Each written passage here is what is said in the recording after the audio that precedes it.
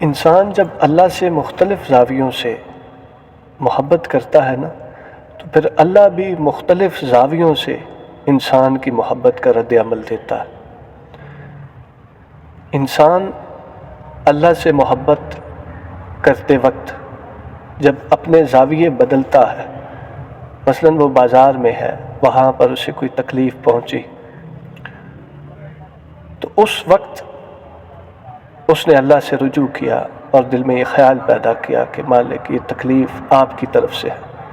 یہ زاویہ ہے کہ بازار کی رونقیں ہیں، وہاں پر بارونق ہونا چاہیے، رونقیں ملنی چاہیے، حسن ہے، احوال ہے اور زندگی کا ایک بکھیرا ہے، لیکن اس کے باوجود کیا ہے کہ اس پر تکالیف آ گئی، کوئی معاشی تنگی ہے، تو وہ اللہ کی خاطر صبر کرتا ہے۔ یہ محبت ہے، یہ زاویہ۔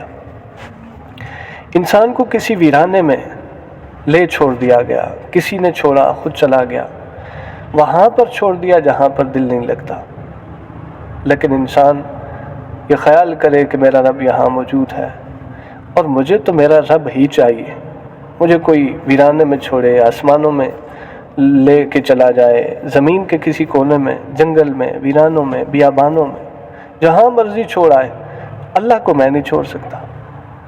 یہ زاویہ محبت کا جب پیدا ہوگا، یہ دوسرا زاویہ کہ تنہائی میں اس وقت بھی اللہ کی یاد، تو اللہ رد عمل میں کوئی ایسا حسن، ایسی محفل سجا دے گا کہ انسان سوچتا رہ جائے گا، دھنگ رہ جائے گا کہ میری اتنی بساط اور اوقات تو نہیں یہ جو مجھے مل گیا۔ اللہ سے مختلف زاویوں سے محبت کیجیے۔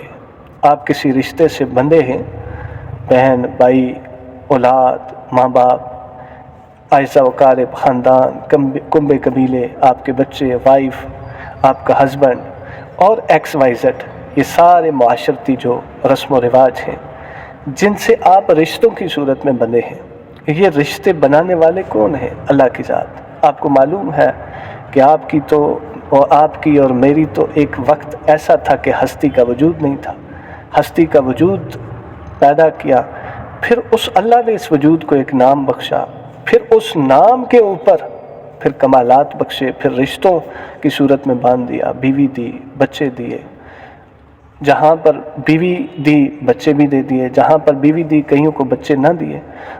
محبت چاہتا ہے، اللہ یہ چاہتا ہے کہ میرا بندہ مجھ سے رجوع میں رہے۔ یہ تکالیف کا آنا بھی بنیادی طور پر یہی ہے۔ اللہ جس جگہ پر جوڑ دے، جس رشتے کے ساتھ جوڑ دے، وہ رشتہ ایسے نبھائیں جیسے نبھانے کا حق ہے، اور یہ سمجھ کر نبھائیں کہ یہ اللہ کی طرف سے مجھے حکم ہے، چونکہ اللہ جوڑنے والا ہے۔ آپ کا اپنی بیوی کے ساتھ جو رشتہ ہے وہ کس نے جوڑا ہے؟ آپ کی کیا مجال، کیا اوقات، کیا حیثیت کہ آپ اپنی بیوی سے تعلق قائم کر سکیں، یا آپ کا اپنی بیوی کے ساتھ کوئی رشتہ قائم ہو سکے؟ ایک انجان عورت اللہ نے قائم کیا۔ ماں باپ، آپ کی کیا مجال، آپ کی تو ہستی نہیں تھی، ہستی کا نام نہیں تھا، وجود نہیں تھا، آپ کو وجود دیا اور اس کے بعد ایک نام دیا، پھر پہچان دی، اور پھر والدین، اور پھر یہ رنگ و بو۔ تو اس رنگ و بو میں مختلف زاویوں سے اللہ کے ساتھ جڑے رہا کریں۔ اللہ آپ کو رد عمل میں بہتر دے گا۔ ہاں، ایک وقت آتا ہے وہ آزماتا ہے کہ میرا بندہ میرا ہے یا کسی اور کا، وہ پھر تکالیف بھیجتا ہے، مصیبتیں، آزمائشیں۔ ان تکالیف اور مصیبتوں میں وہ یہ جج کر رہا ہوتا ہے، وہ یہ دیکھ رہا ہوتا ہے کہ میرا بندہ کہیں بھاگ تو نہیں گیا، کہیں مجھے چھوڑ تو نہیں گیا، کہیں میرا خیال دل سے نکال کے کسی غیر کے در پہ جا تو نہیں بیٹھا، کہیں ایسا تو نہیں کہ گھبرا کے بے چین ہو کے یہ کہہ بیٹھا ہے کہ مالک تو ہے نہیں۔ کیا واقعتاً وہ استقامت کے ساتھ اس ایمان پر ڈٹا ہے، قائم ہے؟ اپنی محبت کے زاویے کو ہمیشہ اللہ کے ساتھ جوڑیں۔ آپ جس رنگ میں بھی ہو، جہاں بھی ہوں، اللہ آپ کے پاس ہونا چاہیے، اور اللہ ہوتا ہے، ویسے تو وہ ہے، ہر جگہ ہے۔ آپ کی نظر میں، آپ کے خیالات میں، آپ کے دل میں، آپ کے کردار میں، آپ کی ہر جگہ، نس نس میں اللہ ہونا چاہیے۔ جب اللہ آئے گا، اللہ کا خیال آئے گا، تو پھر کسی غیر کا خیال نہیں آئے گا۔ یہ محبت دراصل اللہ چاہتا ہے کہ آپ ہر محبت کی نفی کر دیں جب اللہ کی محبت کی باری آئے۔ اللہ کی محبت کے سامنے ہر محبت، ساری محبتیں نفی کر دیں۔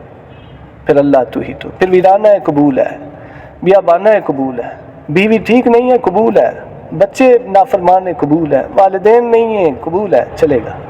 اللہ کریم ہم سب کا حامی و ناصر ہو۔ ندیم ڈیجیٹل ڈائری دیکھنے کا شکریہ۔ سلامت رہیں، والسلام۔